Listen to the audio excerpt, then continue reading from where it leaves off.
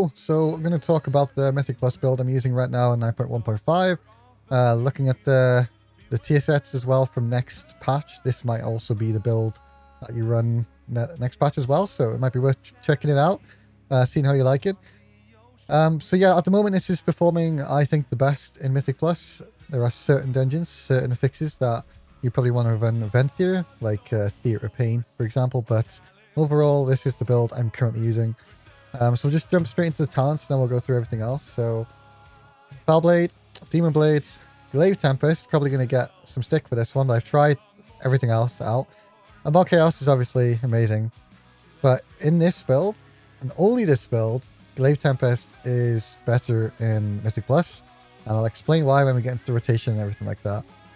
This one's up to you. I prefer Netherwalk because there's a lot of cool things you can pull off with it. Soul Rending is the other good option. First Blood, 100% need this talent. But this is another one that's up to you. I prefer Foul Eruption for the extra stun, but you could take whatever. This is actually really good for, is it Spiteful when they outspawn? You can like snare them real easy. But most part, I take Foul Eruption and then Demonic for this build. This is a Demonic build with probably a bit of a twist to it. Legendaries, it kind of depends what dungeon you're doing or what affix it is. So mostly you're going to run Burning Wound on Cloak. But if it's fortified, and it's dungeons like Sanguine Depths and Mist, where there's big pools, lots of trash, then I would say Collective Anguish is your next best bet. Kind of depends on who's in your group. If you have very good single target classes in your group, probably better to stick with the Collective Anguish. And then vice versa, if you have really good AoE classes in your group, probably better to stick with Everburn or Burning Wound. So, but again, this also depends on what dungeon you're doing. If you're running Spires or Theatre of Pain, you would always run Burning Wound, because they're like, Theatre of Pain is basically like a single target dungeon. There's a few packs, but mostly it's like big ads and big mini bosses and then bosses. In Spires, there's lots of packs, but there's a lot of ads that reduce the AoE damage you do until the main ad is dead, so therefore single target is also pretty good there. And Burning Wound is obviously, you can spread it around like a dot, so therefore it is, you know, it can still be used as an AoE ability. You just have to play a little bit more difficult with it, but play around, have a look, see what you feel. But I basically, I would say fortified weeks, go Collective Anguish, apart from Theatre of Pain and Spires. Tyrannical weeks, just go Burning Wound for everything. Like, simple it down, that's what I would say. There is one other alternative, which is Theatre of Pain on Tyrannical. I would run Venthyr with the Venthyr Legendary, with the same build I run on my raid guide, so you can check that out. That performs better in Theatre of Pain on Tyrannical weeks because it's just a pure single target, crazy damage build. So, and it's up for every boss, so it's just really good. Right, going to Soulbind. So the reason we're Knife A, as everyone knows by now, is Karain and Karain's first strike. Damaging an enemy before they damage you increases your chance to critical strike by 25%. You need to be playing around with this. You need to be tracking it. This is the reason people are playing Knife A in Mythic Plus. It's purely because of this. So you need to be tracking it and using it correctly. So for instance, you need to get first strike procs before you go in with any crazy damage. So Hunt is your Knife A ability. You do not want to just hunt on open. If you're hunting on open and you maybe hit an ad before you hit your target, it's okay, because it'll proc first strike before you hit your actual target. But, you know, you want to like throw a Glaive or go in with Foulblade, or even just walk close enough with Immolation Aura to proc first strike before you open up with like an I-Beam, or if you're running Unbound Chaos before you Foul Rush, or before you hunt, or before anything like that. And you also just need to track it to make sure that you're utilizing it before it runs out. In a situation where you could maybe hit an ad, get first strike proc. Just as first strike ends, you could throw a Glaive at another ad you haven't hit yet, proc first strike again. This is really good in like Halls of Atonement, where the Sinful, I think it's Sinful Brand, Sinful something, that summons ads. Every time they summon ads, you can like Blade Dance or throw a Glaive or Immolation Aura them, get first strike procs, and just constantly have a crit. This doesn't stack, but it'll refresh the duration. So you want to try and like, just as it's about to end, try and refresh it if possible, and you just have 25% increased crit, which is amazing because, you know, I-Beam, if you're running Collective Anguish, your allied Demon Hunter's I-Beam can crit, so a crit chance with that is really good if you're using that legendary. Your Hunt can also crit, and then most of your other abilities can crit as well. So it's you know, it's just great. So make sure you're tracking this and you're utilizing it correctly. Everything else in here is basically the standard what I've used in every build I do on Night Fae. Apart from this, you use Dancing with Fate. The final slash of Blade Dance deals an additional 80% damage. This was insanely awesome, buffed, and then nerfed before it came to live. But it's still really good. And this build, there is kind of a niche playstyle to pulling it off to make it do, you know, crazy damage. And then it's basically one little trick that if you don't do correctly, you'll be like, this build sucks. I don't do any damage. I'm going back to Momentum or another demonic build. And it's because you're not doing this one thing right. And it's very simple, but very easy to mess up. You have to have a little bit of discipline. You can't just press your buttons whenever they come off. You have to wait a little bit of time. It's a very different build to most Havoc builds. Most of the time, you're just going to go crazy pressing all the buttons you can. This is a little bit more disciplined. So we'll get into the rotation with that in a second.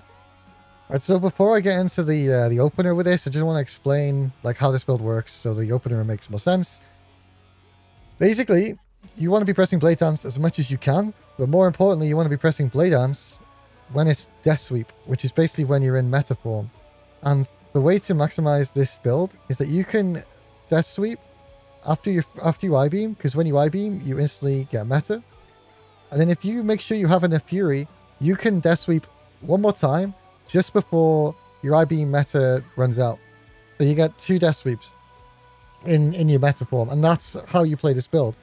You need to manage your Fury. So if you I-beam and you don't have enough Fury to Death Sweep, and you have to like gain Fury through a Foul Blade or something, that one global cooldown will mean that you do not get 2 Death Sweeps off in your meta form. And that is literally it. Like, if you don't manage that, you'll do very little damage with this build because it's all about your Death Sweeps. So, like I said, we'll go into this now. I'll just get a little bit of Fury. If I I-beam now, I can't Death Sweep, right? So I got to gain Fury. Now I'll Death Sweep. Right? Now I'll wait. And I'm not going to get to Death Sweep. There we go. Meta runs out. Foul Blade, Death Sweep, Blade Dance comes up. We didn't get it off, right? So that's what this build is literally all about. So apart from like when you don't have I-beam available and you're not worrying about your meta form, your priority is to press Blade Dance on cooldown. You don't hold it.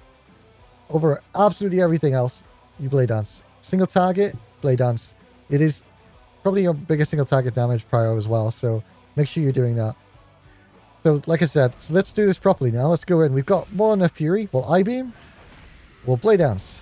We'll spend some Fury, but make sure we don't spend so much that we burn out. We don't have enough. There we go with Blade Dance. That's Death Sweep. Meta is over. Now we just go back into normal rotation. So normal rotation is basically making sure you always have enough Fury to Blade Dance when it comes up. So you always want to make sure you're not burning through your Fury too much. You also want to throw in Glaive Tempest wherever you can, but not at the expense of not having enough Fury to Blade Dance. Now I-beam is coming off cooldown, so I'm going to pull Fury now. I'm not going to use it on anything. I'm going to pull it, and I'm going to go I-beam, Blade Dance, Foul Blade, Glaive Tempest. Make sure we have enough Fury. Don't burn too much. Blade Dance before meta runs out. And then I got Immolation Aura up. And that's it. So it's basically a dance between burning enough Fury so you're not standing still doing nothing, but making sure you keep enough Fury to Blade Dance every single time. So every now and then you do have to hold yourself off from just spamming Chaos Strike and making sure you're using your Foul Blade correctly. So don't use it if you've got full Fury. Burn some first. And make sure you've got your Immolation Aura on cooldown. Make sure you Glaive Tempest whenever you can. Right, we've got I-beam up. Let's get enough Fury. I-beam, Blade Dance, burn some Fury, but make sure we have enough. Blade Dance is coming off. Boom, Blade Dance. Meta is over now. Go back into normal rotation. Glaive Tempest. Blade Dance is coming up. Boom. And that's it. That's literally the build, okay? It's all about not dumping too much Fury on Chaos Strikes to the point where you don't have enough Fury to Blade Dance every time it comes up off cooldown. And making sure whenever I-beam is off cooldown, you hold the Blade Dance just so that you can I-beam. Like Blade Dance is up, I-beam is off. I'm going to hold it. I'm going to I-beam. Death Sweep. Make sure I have enough Fury. Whilst still pressing, you still got to press Chaos Strike as much as you can. But it's all about making sure you don't press Chaos Strike if it means you can't Glaive Tempest or Blade Dance. And that's basically it. Now there's a difference to this. But like another note basically is when you meta, right? So how do you use meta in this? Because meta resets Blade Dance. So you want to make sure you're I-beaming, Blade Dancing, meta, Blade Dancing, I-beaming. That's like the order you do it. And we'll go through that now in the opener because I've got all my cooldowns available. So you open up. Before you go into the pack, you want Immolation Aura, you want a Foul Blade in, and then it instantly Glaive Tempest. And then pop your trinkets. Then you I-Beam to get meta, Death Sweep, meta again, instantly Blade Dance, I-Beam again, and then into Hunt. And make sure you have enough Fury to Death Sweep. Every time Death Sweep is off cooldown, you freaking press that over everything else. Do not spam Chaos Strike in your meta build on your opener, because you will run out of Fury. And you won't be able to Blade Dance. And you're getting Blade Dances faster, you know, when you're in meta, because of when you I-Beam, you get the haste bonus. And also, you know, you might be going into this with Heroes or Time Walk, which just means you have crazy amount of haste. And now we got I-Beam coming up, so I-Beam is prio here because you want to extend your meta as long as you can. And like I said, I'm dumping Chaos Strikes, but I'm not dumping so much that I don't have enough to Blade Dance. Or Glaive Tempest. Okay, and then so like a few notes on like how you play this build going into a pack and stuff like that. So like if you go into a pack, what I try and do if I have enough Fury from the previous pack and I've got Immolation Aura and I can Foul Blade in, I like to Glaive Tempest straight away just to get it on cooldown and get it out the way, because it's quite a heavy Fury spender and I don't want to risk using it at some point that it would mess up my I-Beam Death Sweep. So I always go in with a Foul Blade and then Unbound Chaos, then I-Beam, then Blade Dance, and then I can do my normal rotation, as it were. And when does Glaive Tempest take prior? Well, basically Glaive Tempest is secondary to Blade Dance, so you want to make sure you're getting it off whenever you can. You just got to make sure that it's all about pulling that Fury. You don't want to be burning your Fury on Chaos Strikes and not able to Glaive Tempest, like there, see? I've got a Foul Blade, get enough Fury, I-Beam. So like in that situation, I had Blade Dance come off cooldown at the same time as Glaive Tempest, but I-Beam was about 2 seconds away. So in that situation, I chose to Glaive Tempest, Foul Blade, then I have enough Fury to I-Beam, Death Sweep. So like if your Blade Dance comes off cooldown and your I-Beam is like a second or two until it comes off cooldown, it's kind of up to you. You have to make the decision on like, is the pack about to die? Then obviously you just Blade Dance. If the pack is not about to die, then you would hold 1 or 2 seconds to I-Beam Death Sweep, because you'll do more damage with the Death Sweep than you will Blade Dance. If people are confused what I'm saying here with the whole Death Sweep and Blade Dance and all that kind of stuff, can I go to one of my other logs here? Maybe it has it in it. So Death Sweep is Blade Dance, but when you have meta. And Annihilation is Chaos Strike when you have meta. And that's why this build is so good, is because it's not just about your Blade Dance damage, it's about your Death Sweep damage. And I hope this makes sense. If you have any questions, make sure you answer in a, put a comment down below and I'll do my best to reply. I do stream over on Twitch if you want to come hang out and ask me questions there, or join me for a key. And I'm sure I've missed stuff. I've tried to like explain it the best I can, but there's definitely things that I've probably forgotten. So I'll answer down below in comments, or just pop over to a Twitch stream and ask me there. Hopefully I didn't mumble on too long, because I feel like I have. But yeah, hopefully this helps you out. Hopefully this makes you do giga damage. This build is doing really well. I'm going to do a video where I go over like a walkthrough of a Sanguine Depths we did the other day, where I did like, was it 14.5k overall doing this build. So it definitely pumps. It's just a few niche movements and ways to maximize it. And if you don't manage your Fury well, you're going to sink with this build. So have a go with it. It's definitely a lot more fun and easier than Momentum. Maybe not fun, but it's definitely easier. And a build that's easier, I think, is better the higher the key you push, because the more you can put your focus onto, managing the dungeon and interrupting and positioning and everything else, rather than focusing on playing your character the best. So I think this is a good build, and with the tiers sets that are coming out next patch, this build is only going to get stronger, and I'm pretty sure this is going to be the meta build for next patch. But we'll all have to find out together. So I'll see you all soon. Thanks for tuning in. Take care, and bye-bye for now. Hey, so I did forget something, and that was I didn't talk about Glaive Tempest and why I take it over Unbound Chaos or Trail of Ruin. So Unbound Chaos does do a considerable, chunk of damage, and that would be the next best option. And pretty much every other build I run, it's always been Unbound Chaos. If you're running the Venter build, you'd never run Glaive Tempest because you can't afford to waste a Fury. Most demonic builds, you can't afford to waste a Fury because you're running... is it Cycle of Hatred? Yeah, when Chaos Strike refunds Fury, it also reduces the cooldown of I-Beam. So most demonic builds focus around spamming Chaos Strike to reduce the cooldown of I-Beam, so you get more demonic build, demonic form, more meta form, which you can do more damage with. So most of the time, if you're running demonic, you would never run Glaive Tempest because you are focusing on spamming Chaos Strikes.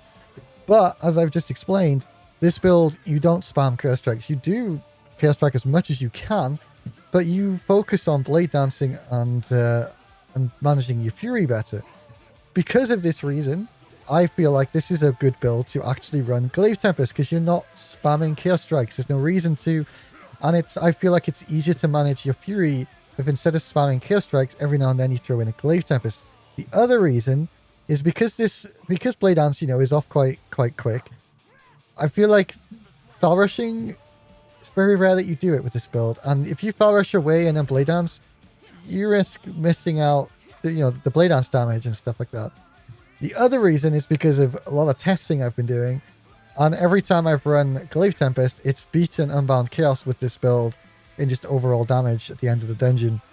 The other thing is having to foul rush, line yourself up and use Unbound Chaos takes a bit of time, takes a bit of skill, and depending on the build you're using is quite difficult to pull off. This build is very difficult to pull off because of the fact you need to make sure you're always in position to Blade Dance on cooldown, and if you foul rush away and you're missing out auto attacks generate Fury. So if you're not auto attacking, you're not getting your Demon Blades auto attacks Fury, and Fury is very important, so you're making sure you have enough to Blade Dance and stuff like that. So foul rushing away from the group to line up and get Unbound Chaos damage, I just feel like is not worth compared to Glaive Tempest. And if you haven't tried Glaive Tempest yet, oh, you're gonna have fun with this build, because at the end of the dungeon, you can look at your overall and you can be like, damn, Glaive Tempest does so much damage, and all you do is press it.